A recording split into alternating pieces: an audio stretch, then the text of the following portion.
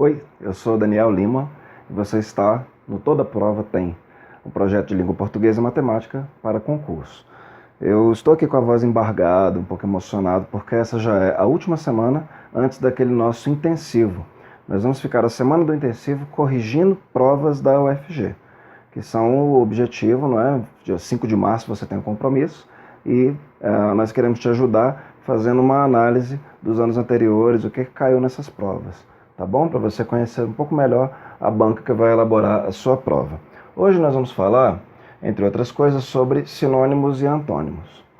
Os sinônimos e antônimos são, na verdade, sinonímia e antonímia são fenômenos em que acontece o mesmo sentido, um significado similar ou contrário para palavras. Qual é qual?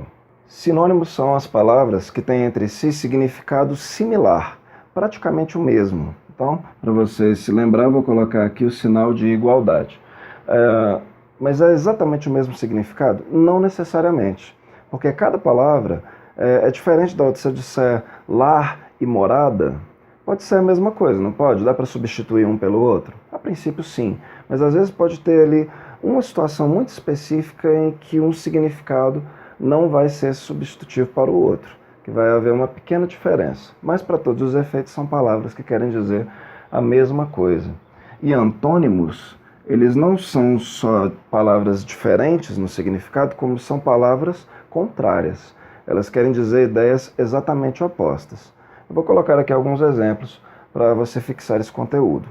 Como eu já citei, lar e morada podem ser considerados sinônimos, assim como lição e ensinamento, assim como ditado e provérbio.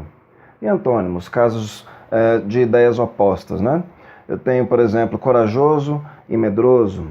Coragem e medo são coisas literalmente inversas. Adotar e abandonar, um acolhe, o outro rejeita, são ideias opostas. Humildade e arrogância são totalmente opostos.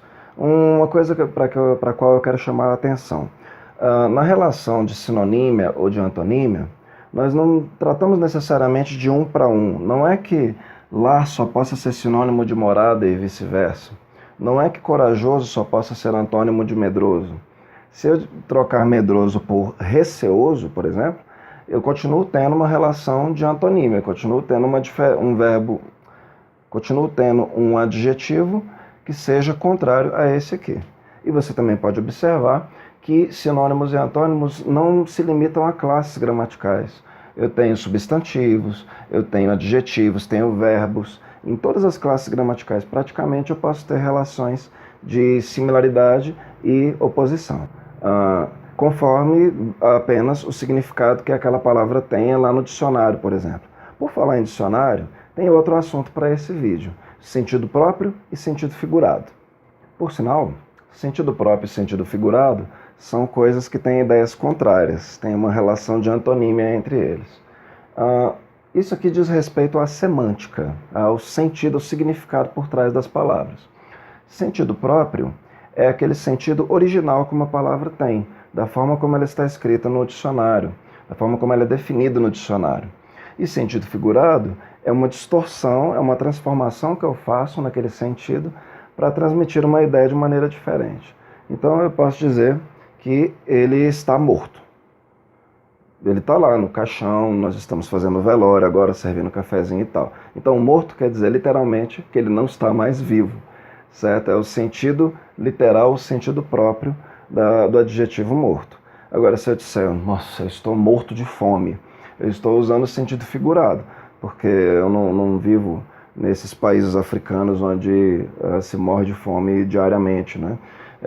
Eu só quero dizer que eu estou com muita fome. Então eu estou usando morto, estou morto de fome, com o sentido figurado. Você pode relacionar sentido próprio e sentido figurado às ideias de denotação e conotação. São conceitos que querem dizer a mesma coisa. Denotação é você ser fiel ao sentido original daquelas palavras. E conotação quer dizer você usar da criatividade para criar novos sentidos para as palavras. Daniel, mas é muito fácil confundir denotação e conotação. Se me perguntar na prova, eu posso trocar os dois, eu posso fazer confusão. Eu concordo com você. E aí eu vou te transmitir aqui um ensinamento milenar que foi trazido para mim por um professor que eu não me lembro qual foi, mas que me impediu de esquecer. Nunca mais esqueci qual é qual dos dois, qual é o do próprio, qual é o do figurado. Nunca mais troquei. Lembre-se da inicial. A inicial D de denotação e a inicial C de conotação. O que tem a ver a inicial? Associe D de denotação com o D de dicionário. E no dicionário você encontra o sentido próprio, o sentido denotativo daquela palavra. Então, D de denotação é D de dicionário. E C de conotação você pode associar com C de criação. Porque aqui eu estou inventando um novo significado, um novo sentido para a palavra que eu estou empregando, certo? Morto de fome. Então, conotação, criação, os dois têm a mesma inicial. Tente fixar dessa maneira, porque simplesmente decorar que este é um e aquele é outro, olha, é muito fácil confundir no nervosismo da prova. Você já tem mais com o que se preocupar, tá bom? Foi um prazer fazer essas 8 semanas contigo, mas não vai embora ainda. Nós temos, a partir do dia 30, o nosso intensivo, e nós vamos corrigir as provas da UFG de concursos anteriores, tá bom? Minto, não só da UFG, mas as provas do centro de seleção dos últimos anos, porque aí você vai ter uma ideia de como é que aquele pessoal pensa para elaborar as questões, tá bom? A gente se vê lá no intensivo, você vai ser muito bem-vindo. Um abraço.